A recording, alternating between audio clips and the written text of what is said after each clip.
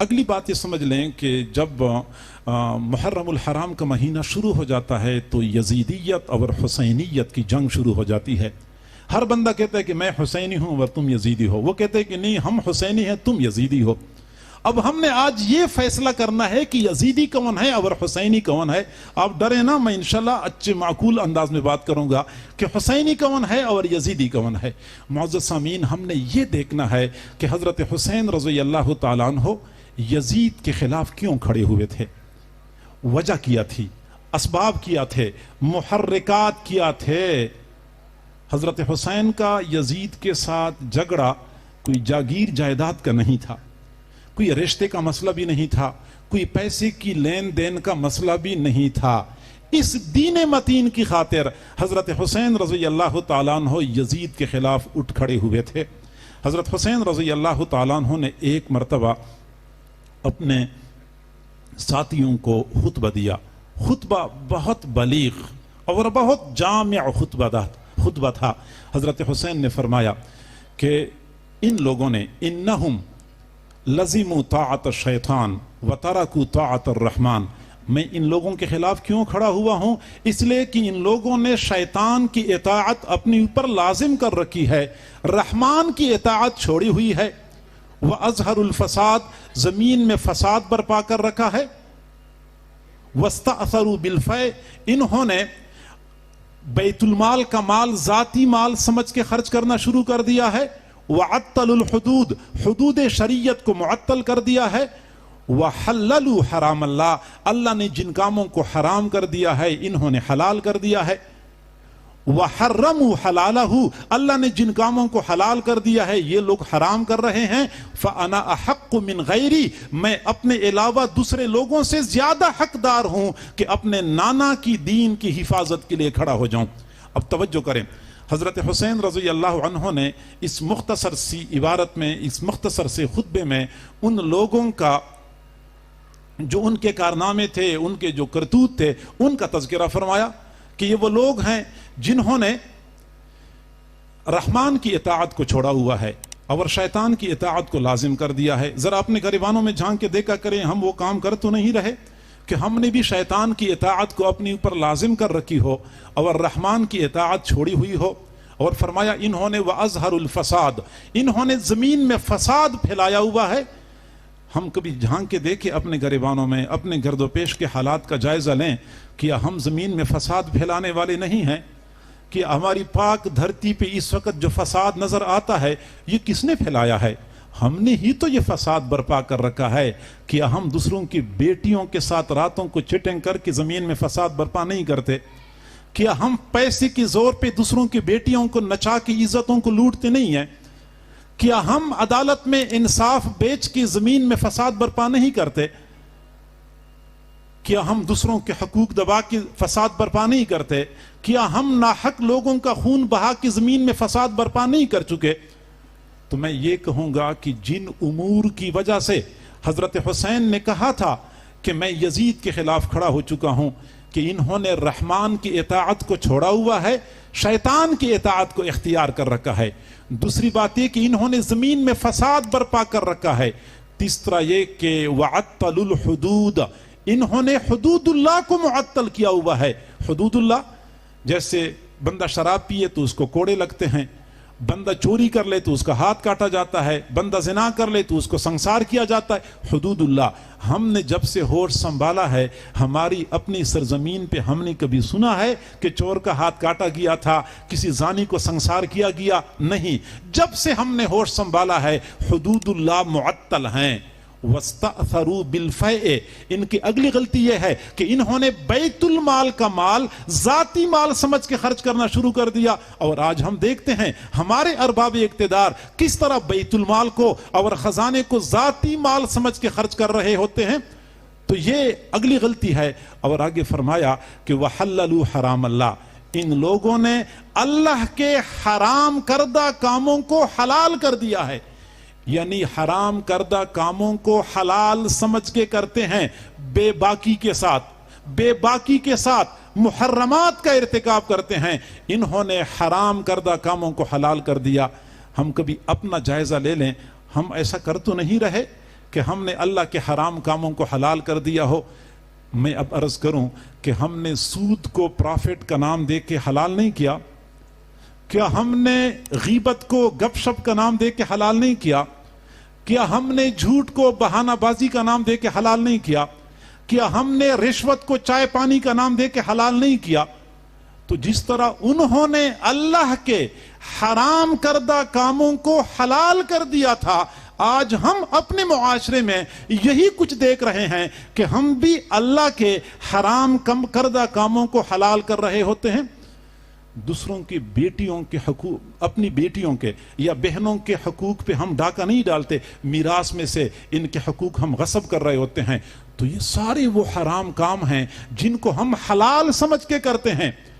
تو میں عرض کروں کہ جو کرتوت ان لوگوں کے تھے جن کے خلاف حضرت حسین کھڑے ہوئے تھے، تو وہ سارے کارنامے تو ہم بھی سر انجام دے رہے ہیں. تو ہمیں خود سوچنا چاہیے کہ ہم یزید کے نقش قدم پہ چلنے والے ہیں یا حضرت حسین کے نقش قدم پہ چلنے والے ہیں. اگر ہم یزید کے نقش قدم پہ چلنے والے ہیں تو ہمیں یہ ماننا چاہیے کہ ہم یزیدی ہیں. اگر ہم حضرت حسین کے نقش قدم پہ چلنے والے ہیں تو ہم اس دعوے میں سچے ہیں کہ ہم حسینی ہیں. اب ہم میں سے ہر بندہ اپنے گریبان میں جھانک کے دیکھ کے فیصلہ کر سکتا ہے کہ ہم یزیدی ہیں یا ہم حسینی ہیں. میں تو عرض کرتا ہوں، آپ حضرات ناراض نہ ہوں، کہ اگر ہم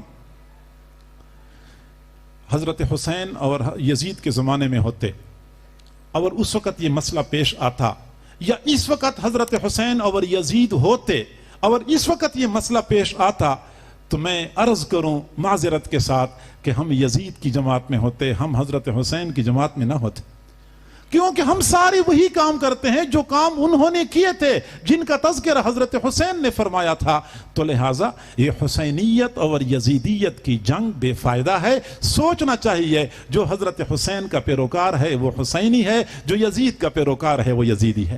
حضرت حسین رضی اللہ تعالیٰ عنہ نے ایک مرتبہ بصرہ کے لوگوں کو خط لکھا تھا، اور اس خط میں لکھا تھا کہ تم دیکھتے نہیں ہو کہ میرے نانا کی سنتیں مٹھائی جا رہی ہیں، بدعات کو رواج دیا جا رہا ہے.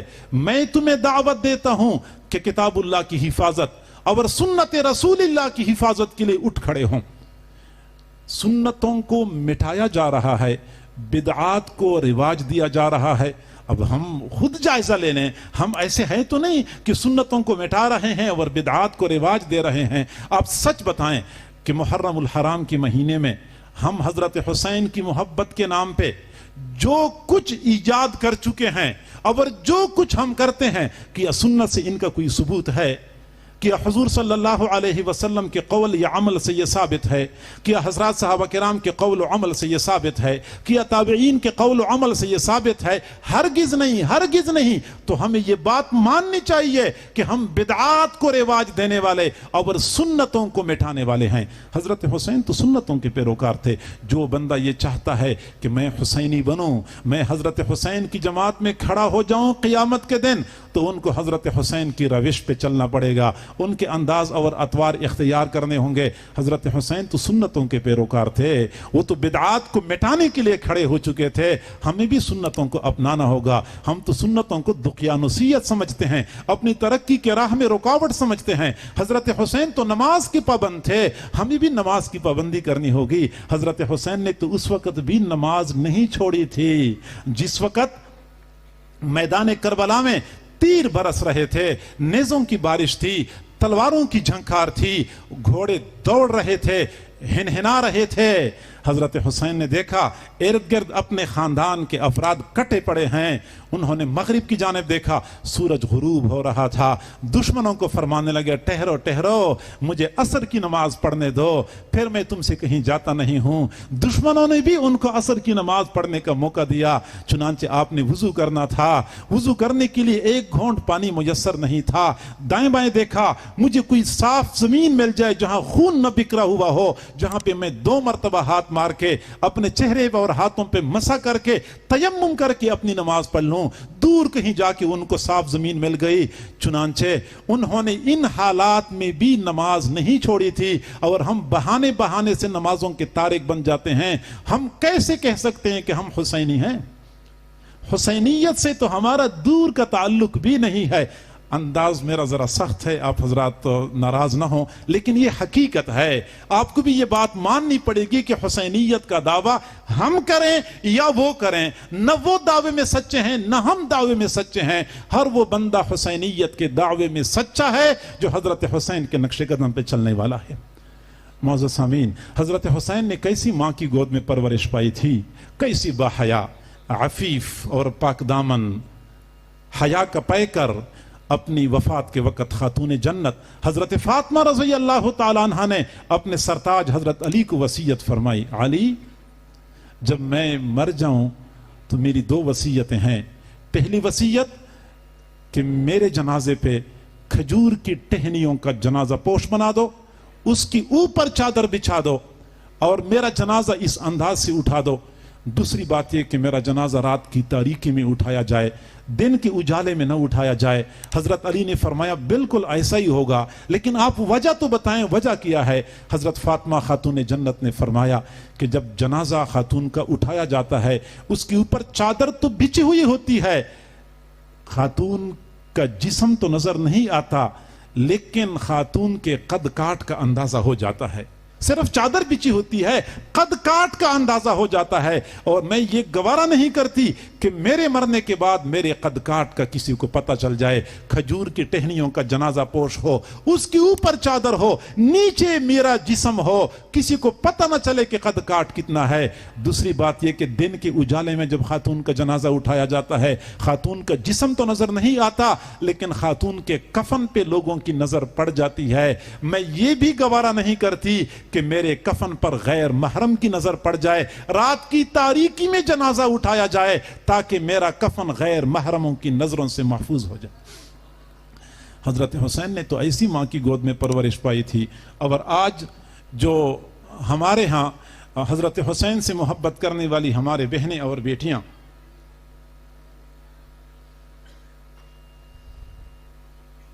حضرت حسین رضی اللہ تعالیٰ عنہ سے محبت کا اظہار کرنے والی مائیں بہنیں بیٹیاں کس طرح ان کی محبت کے نام پہ گھروں سے نکل جاتی ہیں، گلیوں میں نہ کوئی پردے کا اہتمام، نہ لباس شریعت کے مطابق، نہ انداز اور چلنا یہ حیا اور وقار کے مطابق ہوتا ہے، اور اس کے باوجود ہم سے بڑا عاشق حسین کیوں کوئی نہیں ہے۔